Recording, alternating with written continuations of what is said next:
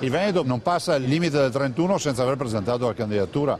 La vorrei presentare in maniera corposa con le altre due realtà. Se così no, in questa fase non è possibile, comunque noi un piede ce lo mettiamo dentro al CONI. La promessa solenne di Luca Zaia: non passerà il 31 di marzo senza che il Veneto abbia presentato al CONI l'intento di ospitare un'Olimpiade invernale. Una grande occasione di riscossa per l'intero altopiano di Asiago. La proposta avanzata da Rete Veneta è che proprio nel contesto ci sia anche un'opportunità di sviluppo per i territori dell'altopiano.